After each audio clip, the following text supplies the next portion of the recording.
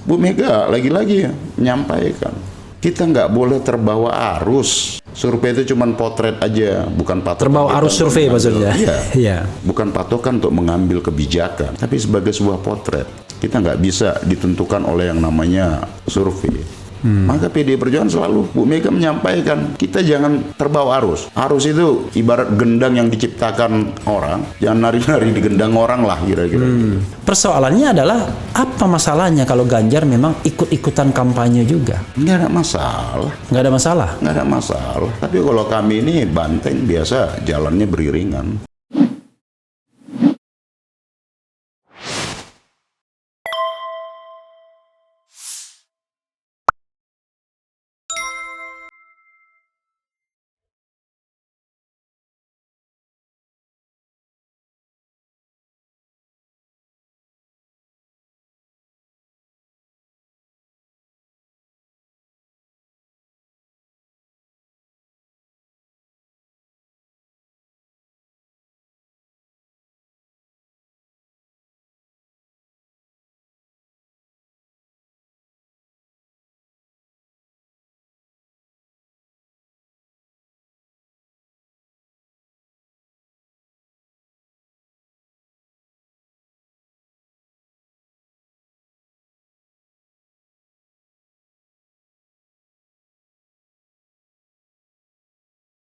Nah, yang kedua, saya mau bergerak lagi soal calon presiden. Ya, soal calon presiden. Memang PDIP mengatakan nanti tunggu Bu Mega. Bu Mega yang akan memutuskan. Walaupun banyak kritik termasuk saya juga. Loh kok ini kan partai politik, masa satu orang aja ya kan? Tapi oke lah, karena memang itu tradisi partai politiknya. Dan saya kira semua partai politik masih begitu. For the time being kan masih begitu. Nasdem ya begitu, ya, Golkar ya begitu dan lain sebagainya. Nah, tapi sering saya katakan PDIP ini kan paling enak posisinya, sudah 128 kursi, tanpa mitra koalisi pun bisa mengajukan calon, andai presidensial threshold tetap 20%, kan begitu? Karena 20% itu 115 kursi cuma. Tapi mereka galau, kesan saya galau. Ada kader yang menurut survei, lagi-lagi menurut survei ya kan? Menurut survei tertinggi, ya kan? Dan survei ini survei yang juga mengatakan Pak Jokowi tertinggi, kan kira-kira begitu. Ada yang mengatakan 2 besar, ada yang mengatakan sudah nomor 1. Yang jelas 3 besar itu selalu. Jadi Prabowo, Ganjar, Anies, Anies, Ganjar, Prabowo, Ganjar, Prabowo, Anies, dibolak-balik 3 orang itu. Tapi yang paling sering adalah Prabowo nomor 1 beda tipis. Kemudian Ganjar nomor 2 dan agak jauh sedikit Anies. Selalu begitu saya lihat survei yang diajukan beberapa orang, Indikator Politika, kemudian Saiful Mujani Research and Consulting, kemudian juga Yunarto Wijaya lupa lagi, Indomarometer juga, Yunarto Carta Politika. Nah, tapi ada kesan Ganjar menurut Masinton yang saya baca itu not on the list. Not on the list ya, tidak masuk list ya kan. Oke, Anda harus pertanggungjawabkan itu pernyataan itu. Jadi gini, Bung Repri, kami ini kan partai politik yang kami punya mekanisme. Dan mekanisme melalui Kongres 5 PDI Perjuangan di Bali. Ya. Itu tahun berapa itu? 2018. Oh, 2019.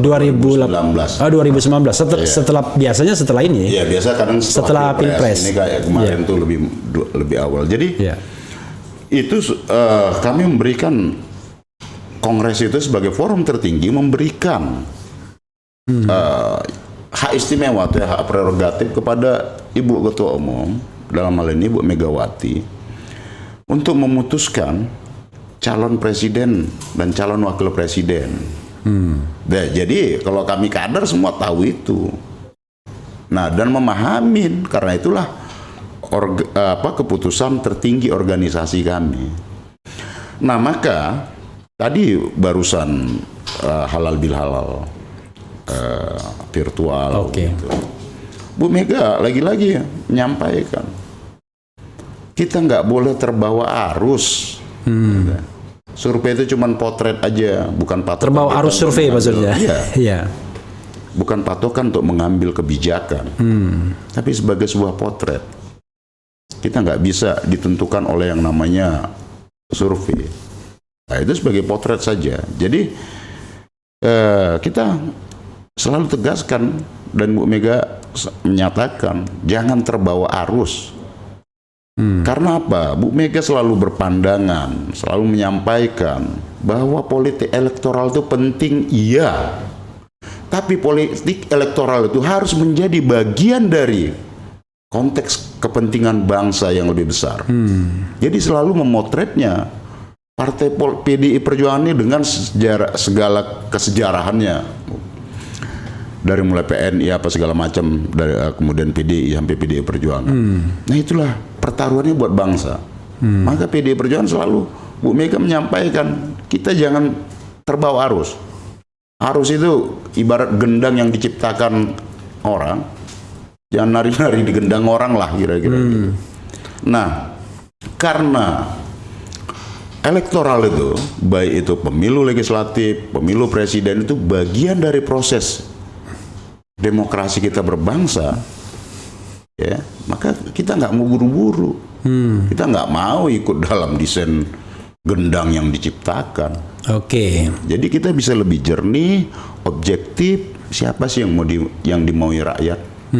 Survei itu cuma ya salah satu ini aja lah potret, bukan segala-galanya.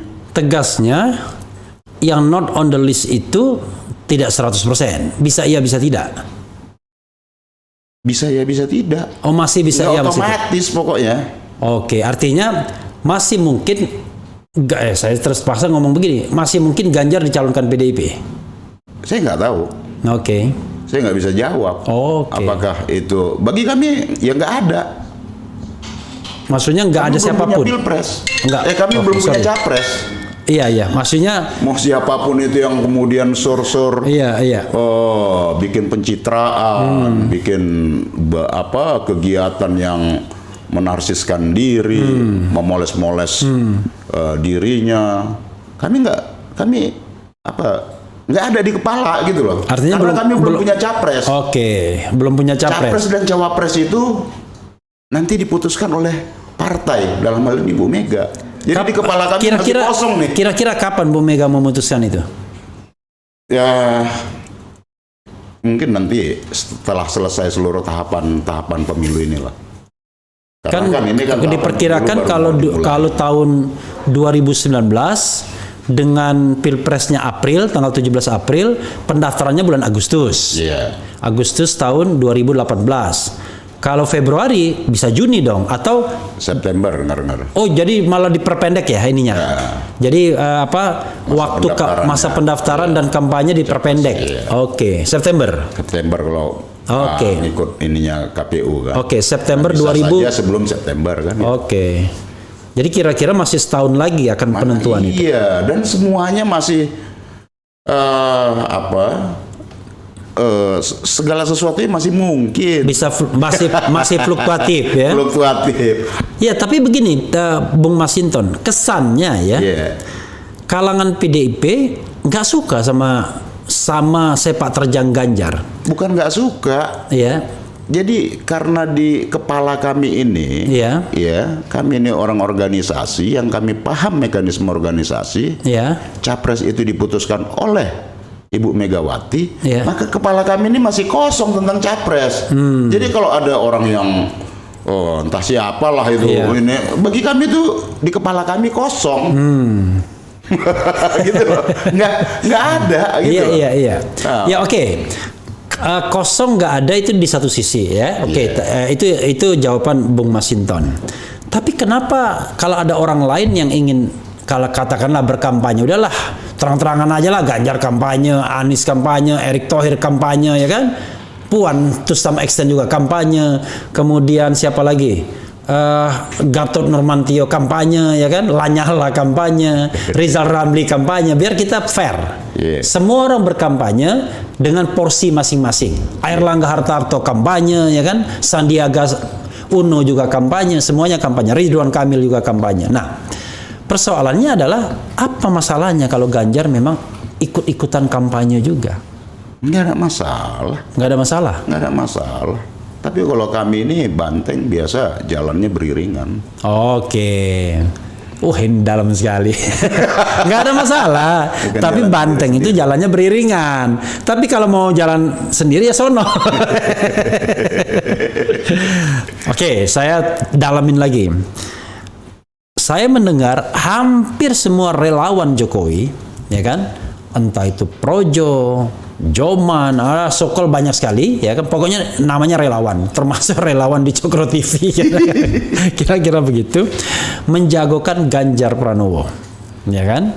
Sebagai suksesor Presiden Jokowi. Dan itu nyata. Misalnya saya pernah mendengarkan omongan Ade Armando misalnya. Denny Siregar juga pernah ngomong begitu. Rasanya Joman walaupun mungkin bukan nol, tapi rasanya ngomong begitu juga. Projo juga ngomong begitu. Artinya kesan saya ya antara Pak Jokowi dan relawannya dengan PDIP nggak kompak soal capres ini.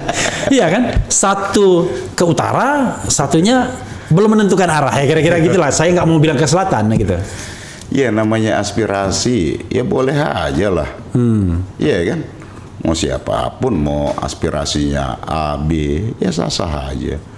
Tapi kan dalam ketatanegaraan kita dan konstitusi kita kan jelas di Undang-Undang Dasar. Calon presiden dan calon wakil presiden dicalonkan oleh partai politik dan atau gabungan partai politik. Iya kan? Nah, di luar elemen itu kan nggak punya standing untuk mendaftarkan calon. Nggak punya standing, Ya tapi kalau sebagai aspirasi ya boleh saja. Iya kan? Dan yang namanya di bawah itu kan sangat banyak elemen-elemen. Iya kan?